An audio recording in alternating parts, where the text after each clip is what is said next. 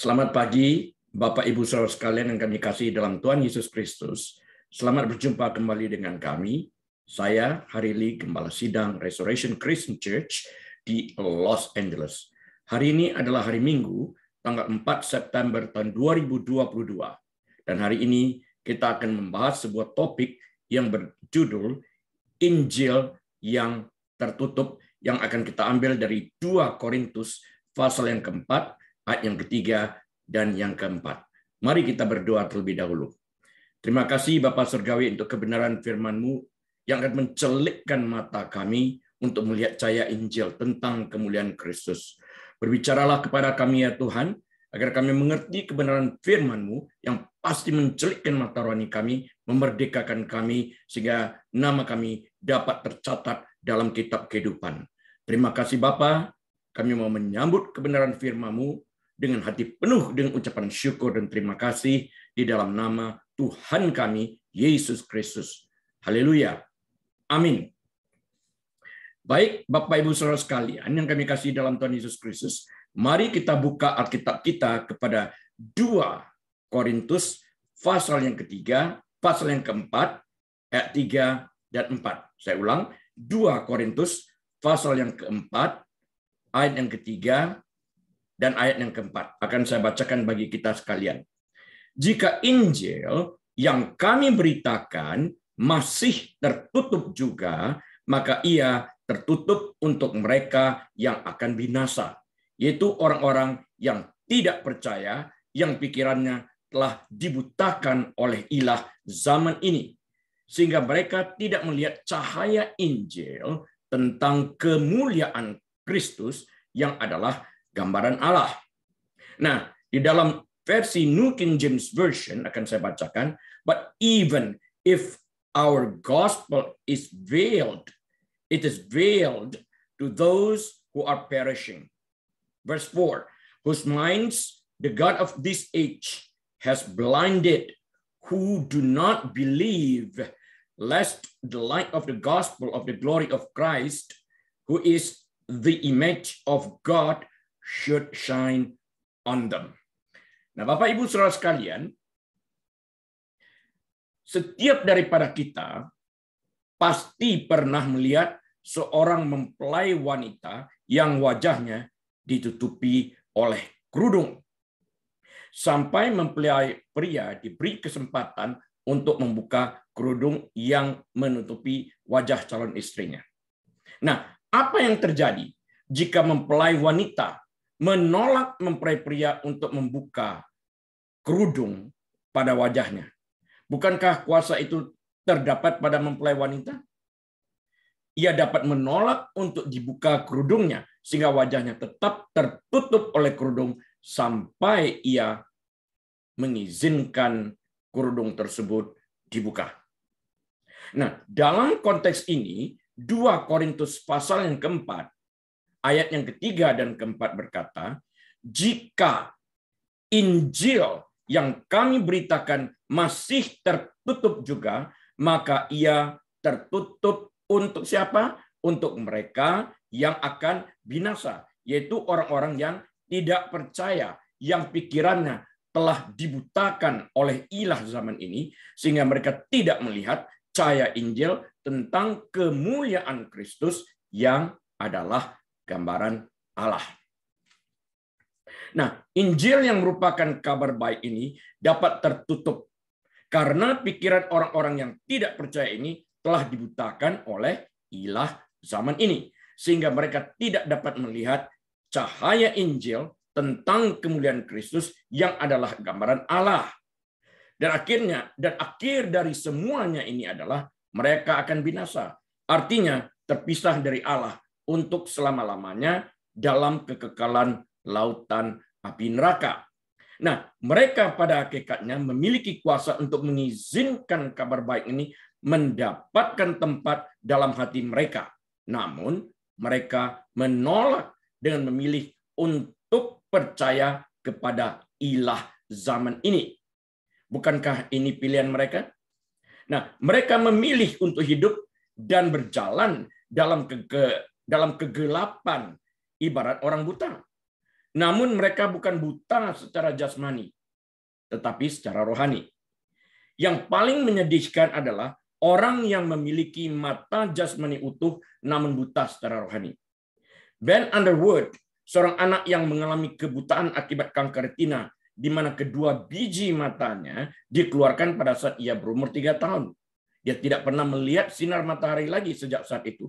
Namun, Ben Underwood dapat melakukan segala kegiatan dalam bentuk apapun, seperti melemparkan bola dengan tepat masuk ke dalam gawang basket, bermain sepeda, manjat pohon, bermain sepatu roda, dan lain-lain sebagainya. Ia juga dapat memanjat pohon dengan lincah. Ia buta secara jasmani karena kedua biji matanya dikeluarkan pada saat dia berumur 3 tahun karena terserang penyakit kanker retina. Namun, ia tidak buta secara visi dan rohani. Ia sangat-sangat mencintai Tuhan. Dan dia sangat-sangat mencintai lagu-lagu rohani. Untuk dapat mengerti apa itu buta rohani, mari kita bahas terlebih dahulu apa itu buta rohani, agar kita dapat mengerti lebih baik apa yang dimaksudkan oleh 2 Korintus pasal yang keempat, ayat 3 dan 4 yang telah kita baca bersama-sama tadi. Apa itu buta rohani? Buta rohani itu adalah satu kondisi yang dimiliki seseorang ketika mereka tidak dapat melihat Tuhan dengan mata hati mereka sendiri, sehingga mereka tidak dapat memahami pesannya.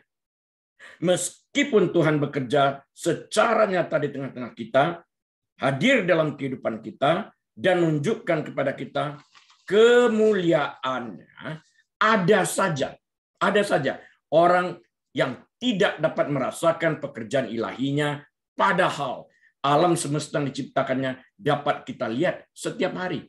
Coba baca Kisah Para Rasul pasal yang ke-28 ayat 26-27. Seseorang yang karena kedegilan hati mereka sendiri memilih untuk membutakan mata hati mereka untuk melihat Tuhan melalui segala sesuatu yang diciptakan Tuhan, tidak akan mengenal Tuhan dan tidak akan dapat mendekatkan diri mereka kepada Sang Pencipta langit, bumi, dan segenap isinya ini. Dan mereka binasa secara rohani karena mereka menolak Sang Pencipta atas dasar pilihan mereka sendiri. Singkatnya, mereka yang menolak Kristus buta secara rohani, dan mereka terhilang dalam kegelapan, terpisah dari Allah Sang Surya sampai selama-lamanya. Dapat dibaca dalam Yohanes pasal yang ke-6 ayat 68 dan ayat 69. Nah, Bapak Ibu Saudara sekalian, buta rohani juga dapat diterjemahkan sebagai tidak bijaksana secara rohani, seperti yang dijelaskan dalam 1 Korintus 2 ayat 14. Tetapi manusia duniawi tidak menerima apa yang berasal dari roh Allah, karena hal itu baginya adalah suatu kebodohan, dan ia tidak dapat memahaminya, sebab hal itu hanya dapat dinilai secara rohani. Sekali lagi ya, 1 Korintus 2:14. Tetapi manusia duniawi tidak menerima apa yang berasal dari roh Allah, karena hal itu baginya adalah suatu kebodohan. Dan ia tidak dapat memahaminya, sebab hal itu hanya dapat dinilai secara rohani. Inilah orang yang buta secara rohani itu. Ini berarti bagi individu yang buta secara rohani, hal-hal rohani tidak ada artinya, karena ia tidak dapat memahaminya, akibat tidak membuka diri untuk melihat keberadaan Tuhan melalui semua yang diciptakannya, yang berada di sekelilingnya, yang dapat dilihatnya dengan mata, yang dapat diraba oleh tangan, dan dicium oleh hidung, bahkan didengar oleh telinga. Kicauan burung misalnya. Bunyi gemerisiknya daun-daun yang ditiup angin. Jika saja ia berkehendak untuk mendengarkan segala sesuatu yang ada di dalam dunia ini, di mana ia hidup dan di mana ia berada, tentu ia akan mampu melihat akan keberadaan Tuhan, pencipta segala sesuatunya ini. Lihat saja bintang di langit pada malam hari, bulan atau matahari di siang hari, cakrawala, semuanya ciptaan Tuhan. Manusia yang menempati bumi ini, semuanya ciptaan Tuhan. Kalau saja kita mau berhenti sejenak memikirkan tentang Sang Pencipta itu, kita akan dapat membentuk sebuah relasi yang baik dengan Sang Pencipta ini, Tuhan semesta alam. Mereka yang menolak firman Tuhan buta secara rohani. 2 Petrus 3 ayat 3 mengatakan demikian juga.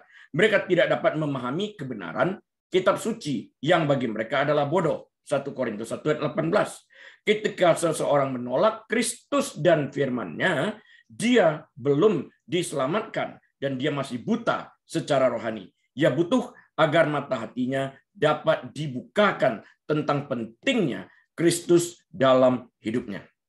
Yohanes 12 ayat 48, Ibrani 2 ayat 2-4. Dalam kitab suci, Paulus menggambarkan setan yang digambarkan sebagai ilah zaman ini sebagai penyebab kebutaan rohani. Dalam suratnya kepada jemaat di Korintus, seperti yang tertulis dalam 2 Korintus 4 ayat keempat, yang mengatakan, yaitu orang-orang yang tidak percaya, yang pikirannya telah dibutahkan oleh ilah zaman ini, sehingga mereka tidak melihat cahaya Injil tentang kemuliaan Kristus yang adalah gambaran Allah.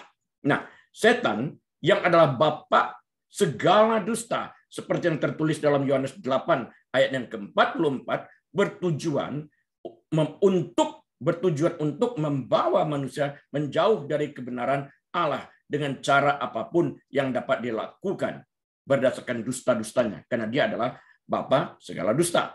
Alkitab menyebutnya sebagai pembunuh manusia dan bapa segala dusta, penyebab semua pencobaan yang dialami manusia, dan pembinasa tubuh.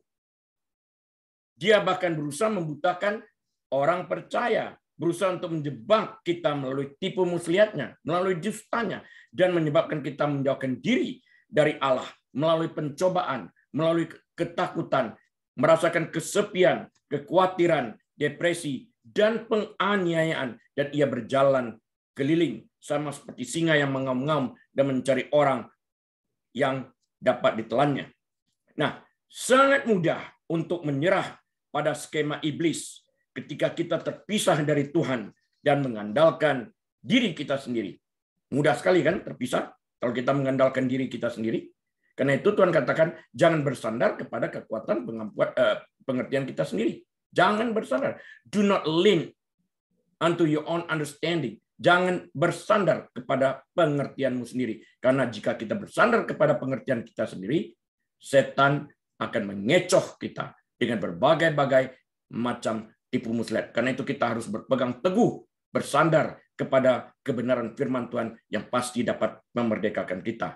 Karena firman Tuhan itu adalah terang Injil yang dapat menerangi alam pikiran kita. Dunia menarik dan menggoda manusia, sangat. Dan kecenderungan manusia yang kuat untuk membuat diri sendiri bahagia sanggup menutupi apa yang Tuhan inginkan bagi kita. Kita lari dari kehendak Tuhan jadinya. Ketika orang secara sadar memilih untuk tidak menaati Tuhan dan bersandar pada pengertiannya sendiri, Tuhan menyerahkan mereka pada kebutaan rohani. Tuhan melalui Roh Kudus-Nya ingin membuka selubung yang menutup mata rohani kita untuk percaya kepada firman-Nya. Namun keputusan untuk mengizinkan Tuhan membuka selubung yang menutupi mata rohani kita ada pada kita sebagai manusia, dan Tuhan tidak pernah memaksakan kehendak-Nya. Jika manusia memilih untuk tidak mengizinkan Tuhan membuka selubung yang menutupi mata hatinya, maka manusia akan tetap buta secara rohani karena ia tidak dapat melihat cahaya Injil tentang kemuliaan Kristus yang adalah gambaran Allah. Dan dengan demikian, ia hidup tanpa harapan untuk dapat masuk ke dalam kerajaan surga.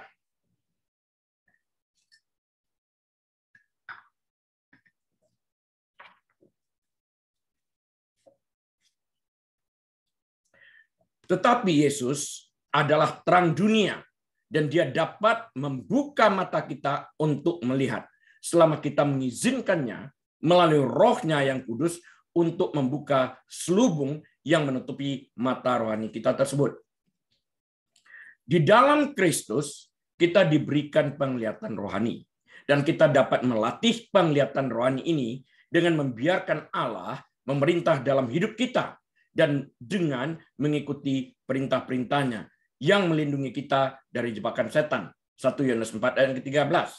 Meskipun setan bertujuan untuk membutakan, bahkan menyesatkan orang-orang percaya akan kebaikan Tuhan dan janji-janjinya, Tuhan telah memberi kita perlengkapan rohani yang kita butuhkan untuk aman dari rencana iblis. Efesus 6 ayat 10 sampai dengan 18. Markus 8 ayat 18 mengatakan, kamu mempunyai mata, tidakkah kamu melihat? Dan kamu mempunyai telinga, tidakkah kamu mendengar? Tidakkah kamu ingat lagi? Kita harus ingat bahwa Yesus adalah terang kita dan berpegang teguh pada kebenarannya sehingga kita tidak pernah dibutakan untuk dapat melihat Tuhan dengan mata rohani kita. Yesus adalah terang yang dapat menyelamatkan kita dari menjalani kehidupan yang terasing daripadanya. Jika Injil yang kami beritakan masih tertutup juga, kata Rasul Paulus, maka ia tertutup. Untuk siapa? Untuk mereka yang akan binasa. Jika orang tidak menanggapi Injil yang mulia ini, itu bukan kesalahan Rasul Paulus. Bukan. Juga bukan kesalahan Injilnya. Mereka yang binasa itulah yang melewatkan pesan itu. Jadinya mereka bertanggung jawab terhadap kebinasan mereka itu sendiri. Mereka yang membawa diri mereka sendiri ke dalam kebinasaan abadi dengan menolak Injil. Ini pilihan masing-masing. Kebutaan orang-orang yang tidak percaya sama sekali terhadap Injil tidak mengurangi kejelasan Injil, karena sesungguhnya sinar matahari tidak pernah akan berkurang kecemerlangannya hanya karena orang buta tidak pernah melihat cahayanya, kata Calvin, John Calvin, founder daripada Calvinist. Hanya karena orang buta tidak dapat melihat sinar matahari, bukan berarti cahaya sinar matahari berkurang, atau sinar matahari tidak ada, atau matahari sudah tidak bersinar lagi. Tidak, sama sekali.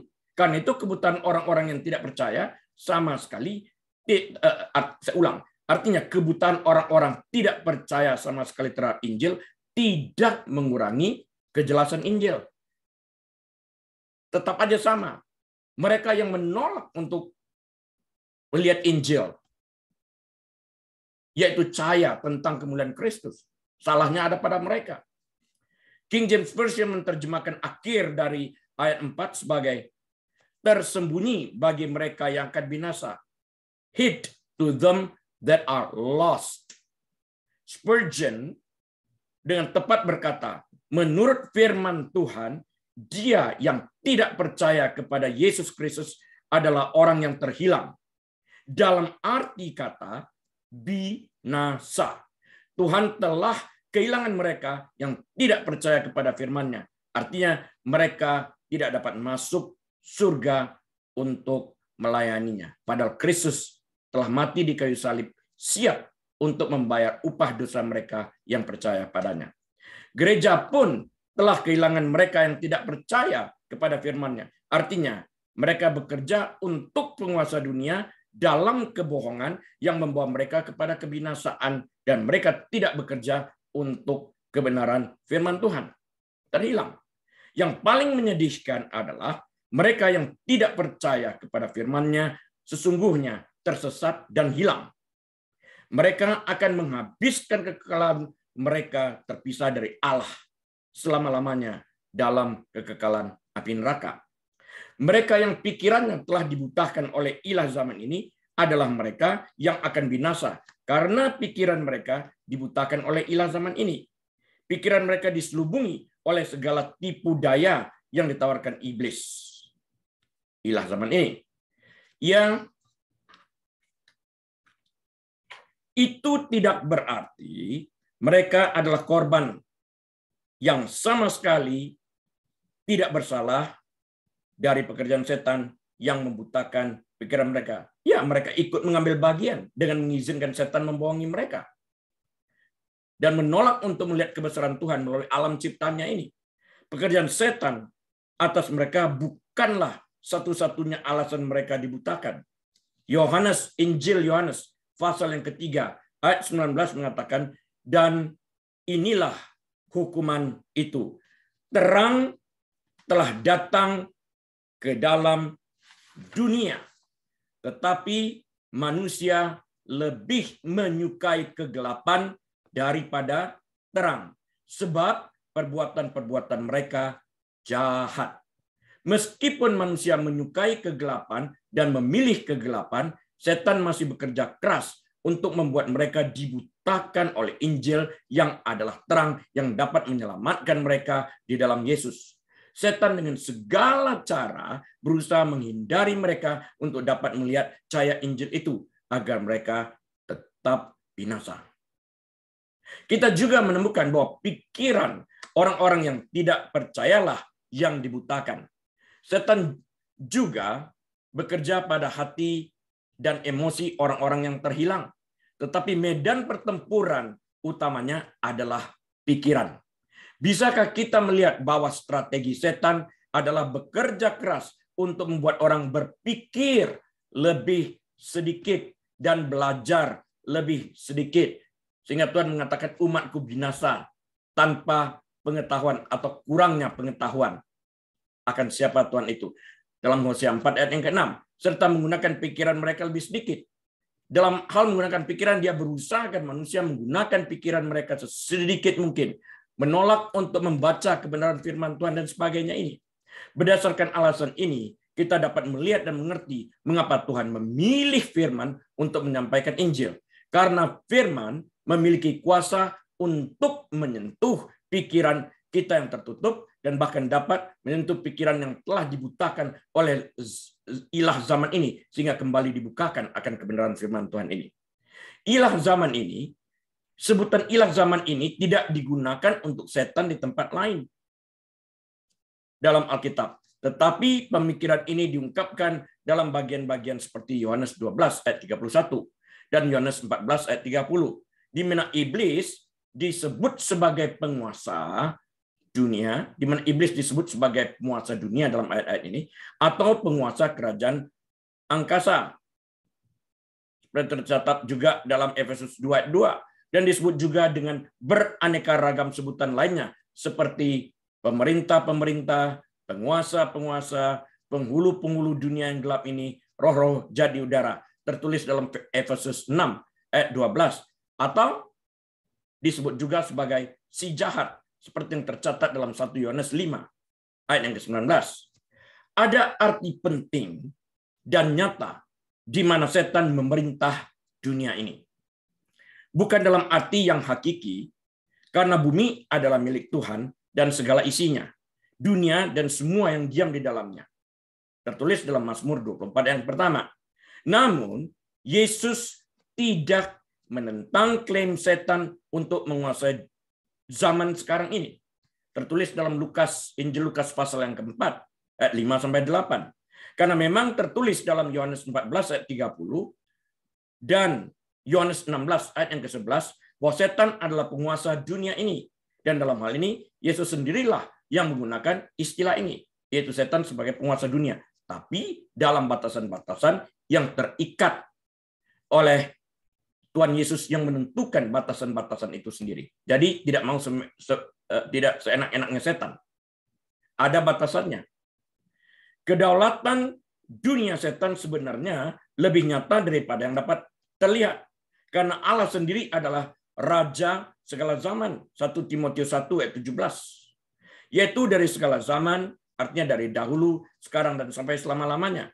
Iblislah yang disebut sebagai ilah zaman ini. Karena dia memerintah atas sebagian besar dunia. Dan mereka dibutakan pikirannya adalah pelayan dan budaknya. Yesus dalam Yohanes 14 ayat 3, Yesus dalam Injil Yohanes pasal yang ke-14 ayat 30 dan Injil Yohanes pasal 16 ayat yang ke-11 dua kali menyebut setan sebagai penguasa dunia ini. Kebenaran Alkitab bahwa setan adalah ilah zaman ini dapat dipahami dengan cara yang salah. Beberapa orang Kristen kemudian seperti Manichaeans mempromosikan pemahaman dualistik tentang Tuhan dan setan. Dan ia menekankan frasa ini sebagai ilah zaman ini. Gagasan mereka adalah bahwa Tuhan dan iblis adalah lawan yang setara. Tanpa memahami bahwa iblis sama sekali bukan lawan dari Tuhan. No match. Mereka tidak dapat mengatakan lawan yang setara. Iblis tidak pernah menjadi lawan yang seimbang bagi Tuhan. Iblis telah dikalahkan oleh kematian dan kebangkitan Kristus di kayu salib. Sebagai reaksi terhadap doktrin-doktrin palsu ini, banyak komentator Kristen awal seperti Agustinus, Origen, Chrysostom, dan lain-lain menafsirkan ayat ini secara aneh dan tidak tepat untuk menghilangkan amunisi dari bidat. Bidat artinya suatu ajaran atau aliran yang menyimpang dari ajaran resmi. Jadi bersifat ajaran yang menyesatkan. Dengan perkataan lain, bidat berarti mengajarkan kepada kita tentang pengajaran-pengajaran sesat, memperingati kita agar kita tidak disesatkan. Dalam sekolah teologi, pengajaran bidat diajarkan dengan maksud dan tujuan untuk mengingatkan akan adanya ajaran sesat agar umat Kristiani tidak terjebak dan terseret dalam pengajaran-pengajaran yang menyesatkan tersebut. Lihat saja misalnya dalam 2 Petrus pasal yang kedua, ayat yang pertama, yang mengingatkan kita tentang guru-guru palsu, nabi-nabi palsu. Semuanya dasar daripada bidat tentang pengajaran yang menyesatkan. Kita harus diingatkan. Dan pengajaran bidat dalam ilmu teologi ini sangat penting agar kita tidak terjebak dan disesatkan. Menyingkirkan peringatan yang terdapat dalam bidat terhadap pengajaran sesat adalah salah. Jadi bidat tidak boleh disingkirkan dari pengajaran teologi. Hanya karena seseorang memutarbalikkan kebenaran dengan satu cara, itu tidak berarti kita dapat memutarbalikkannya dengan cara lain. Kira-kira ya kita bikin kompensasi lah, sesat lawan sesat. Bukan seperti itu. Calvin dengan baik berkomentar tentang perkataan ini. Karena ditekan oleh lawan-lawan mereka, mereka lebih takut menyangkal mereka yang memutarbalikkan kebenaran daripada menguraikan kebenaran yang disampaikan Rasul Paulus. Artinya, uraikan dan sampaikan kebenaran secara utuh. Nggak usah takut, sampaikan kebenaran secara utuh. Karena kebenaran yang disampaikan secara utuh itulah yang akan memerdekakan kita. You will come to know the truth, and the truth will set you free. Sebaliknya, Calvin memberikan pengertian yang baik tentang apa yang harus kita pahami dengan ungkapan ilah zaman ini.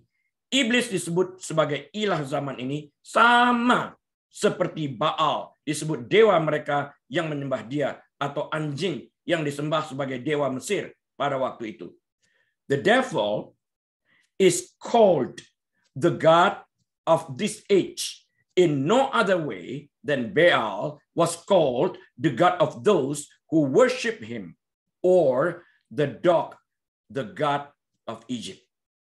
Siapa yang tidak percaya, itu menjadi target kebutaan. Setan bukan hanya bisa membutakan mereka yang tidak percaya, tapi juga mereka yang tidak bersungguh-sungguh berusaha mendekatkan diri mereka kepada Tuhan dengan tekun, belajar kebenaran firman Tuhan setiap hari, seperti yang tertulis dalam Acts 17 ayat ke-11, sekalipun pada awalnya mereka sangat berapi-api dalam mendekatkan diri kepada Tuhan, namun jika mereka tidak sungguh-sungguh bertekun dalam mendekatkan diri mereka kepada Tuhan secara konsisten, mereka akan dapat dengan mudah disesatkan oleh pengajar-pengajar palsu. Jika engkau lelah untuk memikirkan apa yang berasal dari atas seperti yang tertulis dalam Filipi 4 yang ke-8, maka pikiranmu dengan mudah dibutahkan oleh ilah zaman ini. Maka percayalah pada siapa Yesus itu dan apa yang Yesus dapat lakukan untukmu. Maka setan tidak pernah dapat membutakan matamu lagi. Ilah zaman ini mampu membutakan pikiran orang-orang yang tidak percaya. penolakan untuk percaya adalah rahasia dan alasan kebutaan yang terjadi pada manusia. Matius 24 ayat 24 mengatakan, sebab Mesias palsu dan nabi-nabi palsu akan muncul, dan mereka akan mengadakan tanda-tanda yang dahsyat dan mujizat-mujizat, sehingga sekiranya mungkin mereka menyesatkan orang-orang pilihan juga.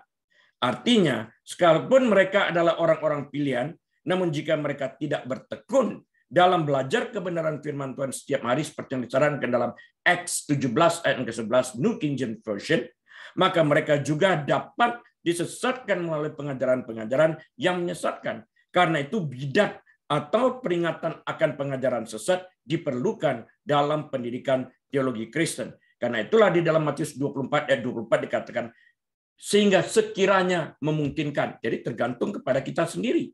Apakah kita mau disesatkan atau tidak. Kalau kita tidak mau disesatkan oleh kepalsuan, maka kita harus mengenal kebenaran. Dengan mengenal kebenaran, kita tahu yang mana yang palsu. Sehingga mereka tidak melihat cahaya Injil tentang kemuliaan Kristus yang adalah gambaran Allah. Melihat tentang kemuliaan Kristus melalui cahaya Injil berarti diselamatkan. Oleh karena itu, Bapak Ibu Saudara sekalian, setan mengarahkan energinya untuk membutakan manusia agar tidak pernah melihat cahaya Injil tentang kemuliaan Kristus, sehingga mereka tidak dapat diselamatkan. Dihalangi. Memahami strategi setan dengan orang-orang yang tidak percaya seharusnya mempengaruhi cara kita berdoa untuk orang-orang yang terhilang ini. Kita harus meminta Tuhan untuk menyinari terangnya, untuk mengikat pekerjaan iblis yang membutakan ini, dan memberikan iman untuk mengatasi ketidakpercayaan yang mengundang kebutaan itu, agar mata hati mereka dicelikkan oleh urapan Roh Kudus ini. Cahaya Injil tentang kemuliaan Kristus yang adalah gambaran Allah harus bersinar pada mereka. Paulus tahu apa yang dia bicarakan ketika dia menulis ayat ini. Dia sendiri benar-benar buta terhadap kebenaran pada awalnya sampai Tuhan menerobos kegelapan dalam hatinya. Faktanya, ketika Paulus pertama kali bertemu dengan Yesus yang telah dibangkitkan dalam perjalanannya ke Damaskus, ia pada saat itu sedang membawa surat kuasa dari imam besar, dari high priest, untuk menangkap orang-orang yang percaya pada saat itu. Tuhan Yesus yang telah dibangkitkan memukulnya dengan kebutaan literal yang disembuhkan melalui pelayanan Ananias yang diutus Tuhan untuk mencelikkan matanya. Dan matanya baik secara rohani maupun secara fisik terbuka untuk melihat kemuliaan Yesus Kristus. Tercatat dalam kitab Kisah Para Rasul ayat yang ke-9, Kisah Para Rasul pasal yang ke-9 ayat 1 sampai 19.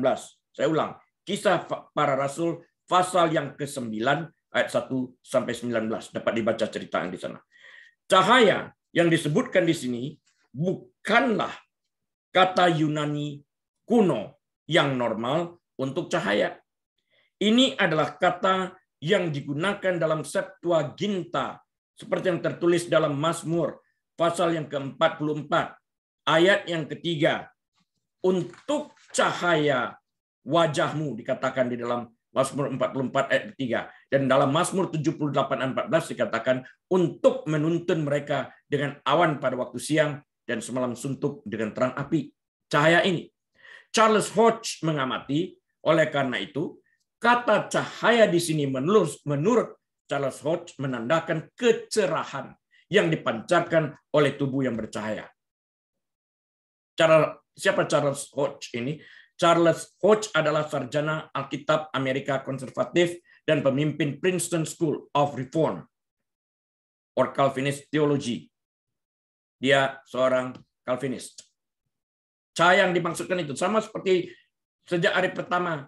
Jadilah terang, kata Tuhan, Padahal matahari diciptakan pada hari keempat. Terang yang dimaksudkan di sana itu adalah cahaya, sinar daripada Tuhan itu sendiri yang memberikan cahaya. Di surga nanti tidak ada matahari, cahaya Tuhan itulah yang menerangi semuanya. Bagaimana setan adalah ilah zaman ini? Seperti yang disampaikan dalam 2 Korintus 4 ayat yang keempat, ungkapan ilah zaman ini, kalau mau dikatakan dewa zaman ini terserah, menunjukkan bahwa setan memiliki pengaruh utama pada cita-cita, pendapat, tujuan, harapan, dan pandangan sebagian besar orang. Pengaruhnya juga mencakup filsafat, pendidikan, dan perdagangan dunia. Pikiran, gagasan, spekulasi, dan agama palsu dunia berada di bawah kendalinya dan muncul dari kebohongan dan tipuannya. Setan juga disebut sebagai penguasa kerajaan angkasa yang tercatat dalam Efesus pasal yang kedua, ayat yang kedua. Dia adalah penguasa dunia ini. Dalam Yohanes 12 ayat 31. Gelar-gelar ini dan masih banyak lagi gelar-gelar lainnya menunjukkan kemampuan setan. Mengatakan misalnya bahwa setan adalah penguasa kerajaan angkasa, berarti menunjukkan bahwa dengan cara tertentu setan menguasai dunia dan orang-orang yang ada di dalamnya. Ini, Bapak, Ibu, Saudara sekalian, bukan untuk mengatakan bahwa setan menguasai dunia sepenuhnya. Bukan. Tuhan masih berdaulat. Tetapi itu berarti bahwa Tuhan dalam kebijaksanaannya yang tak terbatas telah mengizinkan setan untuk beroperasi di dunia ini dalam batas-batas yang telah Tuhan tetapkan untuk setan tersebut. Dan setan tidak dapat melewati batasan yang ditetapkan Allah dalam kedaulatannya. Dia bergerak dalam batasan-batasan itu. Lihat misalnya contoh dengan apa yang dialami Ayub. Setan tidak dapat melakukan lebih daripada apa yang Tuhan izinkan di dalam batasan yang Tuhan telah tetapkan. Sehingga Ayub tidak dapat dibunuh oleh setan yang adalah bapak pembunuh ini. Karena Tuhan telah menetapkan batasan-batasan tersebut. Alkitab, ketika Alkitab mengatakan setan memiliki kuasa atas dunia, kita harus ingat bahwa Tuhan telah memberinya domain atas orang-orang yang tidak percaya saja. Namun demikian, Bapak, Ibu, Saudara sekalian, setan dapat juga menyesatkan orang-orang pilihan, yaitu melalui guru-guru palsu dan nabi-nabi palsu. Berdasarkan Matius 24 ayat 24 yang telah kita baca bersama-sama tadi. Jika memungkinkan dikatakan orang-orang pilihan pun dapat disesatkan, yaitu melalui guru-guru palsu ini, nabi-nabi palsu ini. Karena itulah kita wajib membaca dan merenungkan kebenaran firman Tuhan setiap hari. Karena pada saat kita mengetahui kebenaran, kita tidak dapat disesatkan. Orang-orang percaya tidak lagi berada di bawah kekuatan atau kekuasaan setan. Kolose 1 ayat yang 13 menjamin akan hal ini. Namun mereka dapat disesatkan melalui pengajaran guru-guru dan nabi-nabi palsu jika mereka tidak bertekun dalam pengajaran yang benar seperti yang tertulis dalam Matius 24:24, dan ini merupakan pilihan mereka sendiri. Mereka tidak berada di bawah kekuasaan setan, tetapi jika mereka tidak bertekun, mereka tidak mengetahui kebenaran. Nah, itu adalah kesalahan dan kebodohan mereka sendiri sehingga mereka dapat disesatkan. Orang-orang yang tidak percaya di sisi lain terperangkap dalam jeratan iblis. 2 Timotius 2 ayat 26 mengatakan demikian. Mereka berada di bawah kuasa si jahat. 1 Yohanes 5:19 dan mentaati penguasa kerajaan angkasa. Efesus 2 ayat yang kedua. Jadi, Bapak, Ibu, Saudara sekalian, ketika Alkitab mengatakan bahwa setan adalah ilah zaman ini, itu tidak berarti bahwa ia memiliki otoritas tertinggi. Ilah zaman ini adalah gagasan bahwa setan menguasai dunia yang tidak percaya dengan cara tertentu.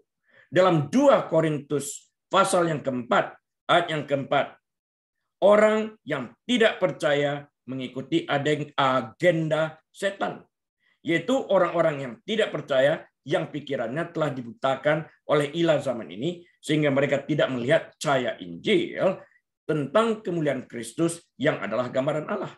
Skema setan termasuk mempromosikan filosofi palsu di dunia. Filosofi yang membutakan orang yang tidak percaya akan kebenaran Injil. Filosofi setan adalah benteng di mana orang-orang dipenjara di bawah pengaruh setan dan mereka harus dibebaskan oleh Kristus melalui Injilnya. Contoh dari salah satu filosofi palsu tersebut adalah keyakinan bahwa manusia dapat memperoleh kemurahan Tuhan dengan cara-cara atau tindakan tertentu dengan usaha dan upaya manusia sendiri. Di hampir setiap agama palsu, menerima perkenanan Tuhan atau memperoleh kehidupan kekal adalah tema-tema dominan yang terus-menerus dibahas. Tapi bagaimana mereka dapat membahas surga yang mereka tidak tahu di mana surga itu? Bagaimana mereka dapat menggambarkan siapa Tuhan itu, sedangkan mereka tidak pernah melihat Tuhan? Kenapa tidak percaya kepada Yesus yang berasal dari surga, Putra Tunggal Bapa, yang selalu berada bersama dengan Bapa sebelum segala sesuatu ada? Dia yang datang dalam bentuk manusia, yang dapat menceritakan tentang Allah sebelum dia menjadi manusia, dan dapat menceritakan tentang jalan ke surga, karena dia adalah jalan kebenaran dan hidup itu sendiri. Jadi percayalah kepada dia yang berasal daripada surga, daripada percaya kepada seseorang yang tidak berasal dari surga, tapi mereka ingin menjelaskan surga atau Tuhan yang berkediaman di surga. Ini adalah sebuah kebohongan. Mendapatkan keselamatan dengan bekerja bagaimanapun bertentangan dengan pewahyuan yang disampaikan dalam Alkitab. Manusia tidak dapat melakukan apapun juga untuk mendapatkan kemurahan Tuhan. Kehidupan kekal adalah pemberian cuma-cuma seperti yang tertulis dalam kitab suci. Lihat Efesus 2 ayat 8 dan 9. We are saved by grace through faith alone. None of our work. Kita diselamatkan oleh anugerah Tuhan semata-mata karena kita beriman kepada Dia, bukan karena pekerjaan kita, bukan karena perbuatan baik kita. Karena Alkitab juga mencatat perbuatan baik kita tidak lebih daripada secarik kain kotor. Dan pemberian cuma-cuma itu tersedia melalui Yesus dan hanya Yesus. Kita mungkin bertanya, mengapa tidak semua umat manusia menerima anugerah keselamatan yang cuma-cuma itu? Jawabannya adalah setan. Ilah zaman ini telah menggoda umat manusia untuk mengikuti kesombongannya. Setan menetapkan agenda dunia yang tidak percaya untuk mengikutinya. Dan umat manusia terus-menerus ditipu untuk percaya kepada kebohongannya. Karena Alkitab mencatat dalam Yohanes 8 ayat 44, setan adalah bapa segala kebohongan. Dalam summary saya kali ini, akan saya katakan sebagai berikut. Tidaklah mengherankan bahwa kitab suci menyebut setan sebagai pendusta dan bapa segala dusta, seperti yang tercatat dalam kitab Injil Yohanes pasal yang ke-8 ayat yang ke-44. Karena itu, seluruh ciptaan Tuhan harus bersedia menggunakan akal budi yang Tuhan berikan kepada mereka untuk melihat segala ciptaan Sang Pencipta yang mengasihi mereka, dan kepadanya saja kita harus percaya. Bukankah merupakan sebuah kebodohan jika kita memilih untuk percaya kepada seseorang yang tidak menciptakan dunia ini, namun mengajar manusia untuk taat serta menyembah kepadanya? Ini adalah sesuatu yang menyesatkan, dan karena itu Bapak Ibu Saudara sekalian harus kita tolak. Yakobus 4 ayat 7 sampai 8 mengingatkan kita sekalian Karena itu, tunduklah kepada Allah dan lawanlah iblis, maka ia akan lari daripadamu. Mendekatlah kepada Allah, dan ia akan mendekat kepadamu. Tahirkanlah tanganmu, hai kamu orang-orang berdosa, dan sucikanlah hatimu, hai kamu yang mendua hati. Amin. Mari kita berdoa. Bapa Surgawi, kami mengucapkan syukur dan terima kasih untuk kebenaran firman-Mu yang telah hamba-Mu taburkan.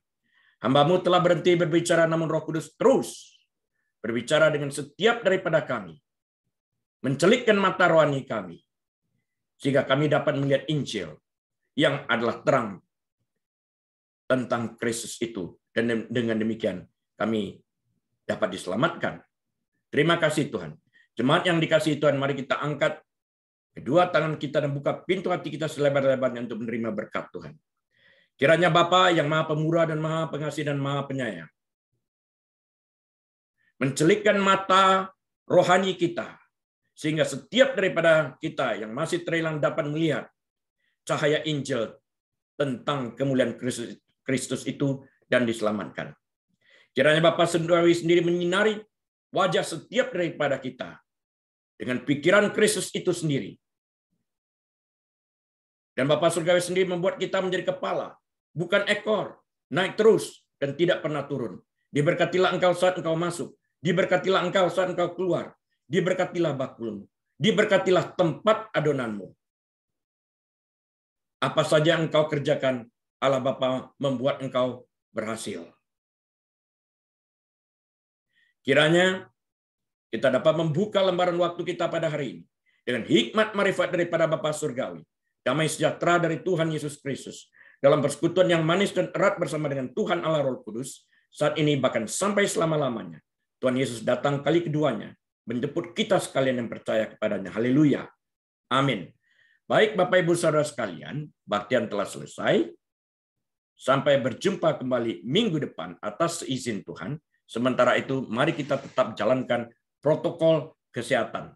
Tetap semangat dan selalu berusaha mendekatkan diri kepada Tuhan dengan belajar kebenaran firman-Nya setiap hari. Tuhan Yesus memberkati.